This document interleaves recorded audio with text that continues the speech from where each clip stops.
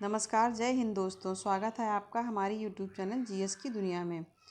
दोस्तों, इस वीडियो में आज हम यूपी होमगार्ड भर्ती से संबंधित नवा प्रैक्टिस सेट कवर करेंगे, जिसमें हम यूपी होमगार्ड भर्ती से संबंधित प्रश्नों को देखेंगे जो आपकी एग्ज़ाम में पूछे जाने वाले हैं। ये वीडियो आपके लिए काफ़ी हेल्पफुल होने वाली है अगर आप यूपी होमगार्ड भर्ती की तैयारी कर रहे हैं। तो ये वीडियो लास्ट तक देखिए।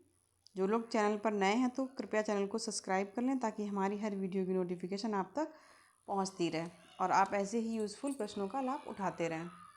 तो चलिए शुरू करते हैं यूपी होमगार्ड भर्ती से संबंधित नवा प्रैक्टिस सेट। क्वेश्चन नंबर 1, निम्नलिखित में से कौन सा अविकारीय भोजन है? इसके ऑप्शन है ऑप्शन ए दही, ऑप्शन बी दूध, ऑप्शन सी दाल, ऑप्शन डी मांस। तो जो अविकारीय भोजन होता है वो है दाल। क्वेश्चन 1 का जो राइट आंसर है वो है option C. Next question, question number 2,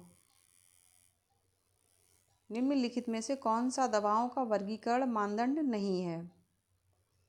इसके ऑप्शन ऑप्शन ए रासायनिक संरचना, ऑप्शन बी आणविक लक्ष्य, ऑप्शन सी औषधीय प्रभाव, ऑप्शन डी व्यवहारिक स्थिति।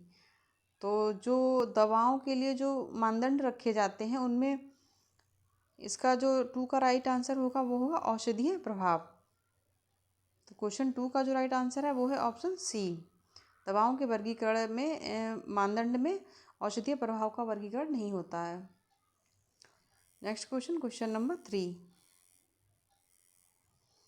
निम्नलिखित में गांधी इरविन समझौते पर किस वर्ष हस्ताक्षर किए गए थे? तो इसके ऑप्शन है option A 1929, option B 1931, option C 1941, option D 1935। तो जो गांधी और इरविन समझौता जो हुआ था वो 1931 में हुआ था। क्वेश्चन 3 का जो राइट आंसर है वो है ऑप्शन बी। गांधी इरविन समझौता 5 मार्च 1931 को किया गया था। नेक्स्ट क्वेश्चन, क्वेश्चन नंबर 4, 1857 की क्रांति मई में भारत की किस छावनी से आरंभ हुई थी? इसके ऑप्शन है ऑप्शन ए लखनऊ से, ऑप्शन बी कानपुर से, ऑप्शन सी झांसी से, ऑप्शन डी मेरठ से। तो जो 1857 की जो क्रांति हुई थी उसकी शुरुआत जो हुई थी वो मेरठ छावनी से हुई थी, लखनऊ से भी नहीं और कानपुर से नहीं। लेकिन हाँ, जो 1857 की जो क्रांति हुई थी उसकी जो और भी गतिविधियाँ जो इसका जब ये क्रांति शुरू हुई थी तो उसके बाद इसका प्रभाव और क्षेत्रों पर भी हुआ था, लखनऊ झांसी सब जगह। लेकिन इसकी जो शुरुआत हुई थी वो मेरठ छावनी से ही हुई थी, मंगल पांडे के द्वारा। तो क्वेश्चन 4 का जो राइट आंसर है वो है option D Meerut. Next question, question number 5, निम्नलिखित में से कौन सी गंगा की सहायक नदी नहीं है? तो इसके ऑप्शन है option A Lohit, option B Kosi, option C Gandak, option D Yamuna. Ganga की जो सहायक नदियां हैं वो यमुना भी है और गंडक भी है और कोसी भी है, लेकिन जो लोहित है वो गंगा की सहायक नदी नहीं, ये ब्रह्मपुत्र की सहायक नदी है लोहित। ब्रह्मपुत्र जो तिब्बत से निकली है तो उसकी ये ब्रह्मपुत्र की सहायक नदी है लोहित। क्वेश्चन 5 का जो राइट आंसर है वो है ऑप्शन ए। नेक्स्ट क्वेश्चन, क्वेश्चन नंबर 6, निम्नलिखित में से किसे प्रकृति की कार्यात्मक इकाई के रूप में दर्शाया जा सकता है? इसके ऑप्शन है ऑप्शन ए पारिस्थितिकी तंत्र, ऑप्शन बी वाहन, ऑप्शन सी मनुष्य, ऑप्शन डी वनस्पति। क्वेश्चन 6 का राइट आंसर है ऑप्शन ए पारिस्थितिकी तंत्र। पारिस्थितिकी तंत्र को ही प्रकृति की कार्यात्मक इकाई के रूप में दर्शाया जा सकता है, क्योंकि यही प्रकृति का जो प्रकृति के जो भी समुदाय होते हैं, पारिस्थितिक तंत्र जो विभिन्न प्रकार की जो पौधों की जातियाँ होती हैं और मनुष्य और जीव जो एक ही समुदाय में जो रहते हैं उसी को पारिस्थितिक तंत्र कहा जाता है। तो क्वेश्चन 6 का जो राइट आंसर है ऑप्शन ए। नेक्स्ट क्वेश्चन, क्वेश्चन नंबर 7, अनुच्छेद में ग्राम पंचायतों का उल्लेख है? तो इसके ऑप्शन है ऑप्शन ए अनुच्छेद 38, ऑप्शन बी अनुच्छेद 36, ऑप्शन सी अनुच्छेद 31, ऑप्शन डी अनुच्छेद 40। ग्राम पंचायतों का जो उल्लेख किया गया है वो आर्टिकल 40 में दिया गया है। तो क्वेश्चन 7 का जो राइट आंसर है वो है ऑप्शन डी। 40 में हमारे ग्राम पंचायतों का उल्लेख किया गया है। Next question, question number 8। Bharat में राजनीतिक दलों के संबंध में निम्नलिखित में से कौन सा कथन सही है? तो इसके ऑप्शन है, ऑप्शन ए, दल की स्थिति संसद द्वारा प्रदान की जाती है। ऑप्शन बी, भारत में एक बहुदलीय प्रणाली है जिसे राष्ट्रीय, राज्य या क्षेत्रीय स्तर के रूप में वर्गीकृत किया गया है। ऑप्शन सी, सभी दल भारत के सर्वोच्च न्यायालय में पंजीकृत होते हैं। ऑप्शन डी, किसी राजनीतिक दल का प्रतीक भारत के राष्ट्रपति द्वारा आवंटित किया जाता है। तो क्वेश्चन 8 का जो राइट आंसर है वो है, भारत में राजनीतिक दलों के संबंध में निम्नलिखित में से कौन सा कथन सही जो है वो आपको बताना है। तो किसी राजनीतिक दल का प्रतीक भारत के राष्ट्रपति द्वारा आवंटित नहीं, ये तो नहीं होगा क्योंकि ऐसा नहीं होता। और सभी दल भारत के सर्वोच्च न्यायालय में पंजीकृत नहीं होते हैं, ऐसा ये वाला भी नहीं होगा। और दल की जो स्थिति है वो संसद द्वारा प्रदान की जाती है, ये भी नहीं होगा। भारत में एक बहुदलीय प्रणाली है और जिसे राष्ट्रीय, राज्य या क्षेत्रीय रूप में वर्गीकृत किया जाता है। तो क्वेश्चन जो 8 है उसका राइट आंसर है ऑप्शन बी। भारत में एक बहुदलीय प्रणाली है जिसे राष्ट्रीय, राज्य या क्षेत्रीय स्तर के रूप में वर्गीकृत किया गया है। क्वेश्चन 8 का राइट आंसर है ऑप्शन बी।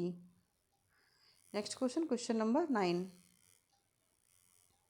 निम्नलिखित में से किस संस्था ने ग्रामीण क्षेत्रों में मुख्यतः गरीब महिलाओं की आर्थिक स्थिति को सुधारने में योगदान दिया है? इसके ऑप्शन है, ऑप्शन ए, ग्रामीण स्वास्थ्य योजना को। ऑप्शन बी, एकीकृत विकास परियोजना। ऑप्शन सी, स्वयं सहायता समूह। ऑप्शन डी, इंदिरा आवास।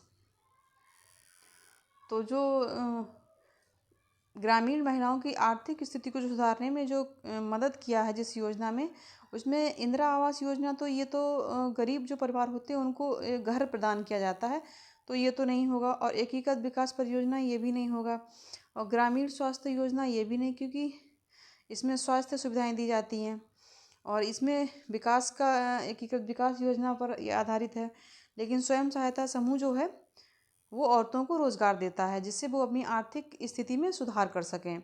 तो गरीब, जो गांव की गरीब महिलाएं होती हैं वो स्वयं सहायता समूह के द्वारा ऐसे गांव के जो स्तर पर जो छोटे छोटे काम होते हैं, जैसे खाद्यान्न के जो बीज वगैरह हो तो उनको बीनना हो गया, टोकरियाँ बनाना हो गया, और कपड़े सिलना हो गया, और कई छोटे छोटे ऐसे जो काम होते हैं जो ग्रामीण क्षेत्र में किए जाते हैं, तो उनको स्वयं सहायता समूह के द्वारा वो इन समूह में इन कामों को करके अपना जो रोज़गार है वो करती हैं और अपनी आर्थिक वृद्धि में सुधार करती हैं। तो जो ये योजना है स्वयं सहायता समूह, इसके द्वारा गरीब महिलाओं की आर्थिक स्थिति को सुधारने में काफ़ी हेल्प मिली है। तो क्वेश्चन 9 का राइट आंसर है ऑप्शन सी, स्वयं सहायता समूह। और इस तरह के समूह जो गांव में चलाए जाते हैं, अभी भी चलाए जाते हैं, और इनसे जो ग्रामीण महिलाएं हैं उन्हें रोजगार भी मिलता है और उनकी आर्थिक वृद्धि भी होती है। 9 का राइट आंसर है option C. Next question, question number 10। पंचवर्षीय योजना के पीछे हैरोल्ड डोमर मॉडल मुख्य विचार था। किस पंचवर्षीय योजना में हैरोल्ड डोमर जो मॉडल था वो किस पंचवर्षीय योजना में था? तो इसके ऑप्शन है, ऑप्शन ए, प्रथम पंचवर्षीय योजना। ऑप्शन बी, तृतीय पंचवर्षीय योजना। ऑप्शन सी, द्वितीय पंचवर्षीय योजना। ऑप्शन डी, चतुर्थ पंचवर्षीय योजना।